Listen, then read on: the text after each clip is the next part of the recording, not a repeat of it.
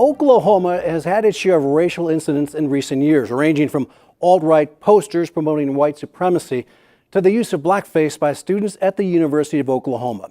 This week, the Oklahoma Democratic Party became the latest target for racially charged attacks, as vandals spray-painted inflammatory remarks outside of the party's headquarters in Oklahoma City. It was a disturbing sight that greeted members of the state Democratic Party as they arrived to work Thursday morning. Graphic messages, including swastikas, references to Nazi ideology, and threats against racial and ethnic groups and members of the LGBTQ community, were found scrawled across the door and parking lot of the building in Oklahoma City. Another message was found a few miles away on the side of the building housing the headquarters of the Chickasaw Nation, promising that all Indians will be gassed. Oklahoma Democratic Party Chair Anna Langthorne says the graffiti was chilling, with some of the messages specifically promoting violence. It says "gas the Jews," and that's the kind of thing that is scary. And she says it was clearly aimed at the Democratic Party. There was inside the door of the building a picture of President Obama with hateful language and swastikas on it and his face defaced. So I do think it is a message specifically targeting the Democratic Party. But Langthorne also has concerns about the impact on others who share office space inside the building. The Democratic Party is not the only people who office in this building. There are lots of there are state agencies, there are private businesses, there are nonprofit organizations. The Boys and Girls Club offices here, and so there are children who come into this building who are being exposed to this language. So people are upset and distressed.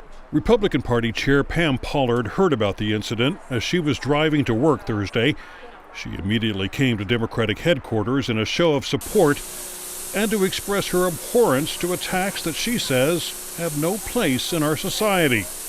I am ashamed of any American that would do this, but I stand in solidarity with our Democrat brothers and sisters, with libertarians, the independents, all of the citizens of America to stand against this.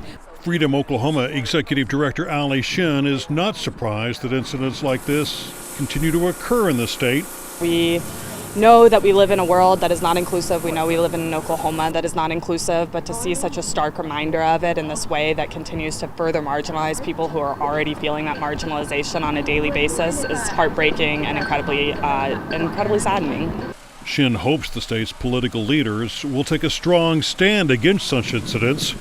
We were really glad to see that the governor immediately stood up and said that this doesn't represent Oklahoma, and we appreciate that. But the truth is that too often this does represent Oklahoma. And she believes the attitudes conveyed by the messages have been encouraged by a political system that has become increasingly polarized.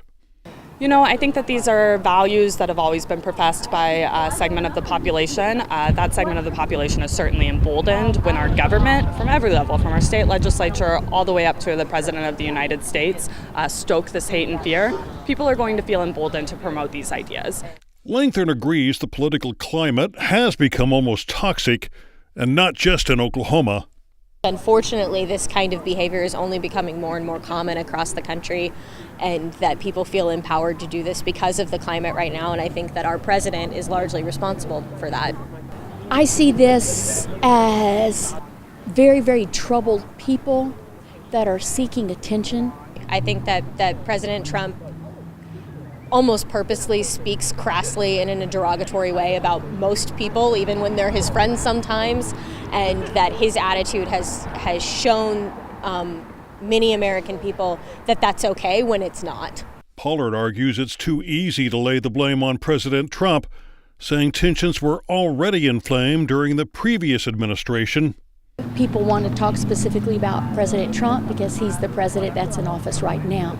If we look back on during President Obama's term, we had a lot of racial division then. But the Reverend Sherry Dickerson, executive director of Black Lives Matter in Oklahoma, thinks the current president's often inflammatory rhetoric has worsened the atmosphere.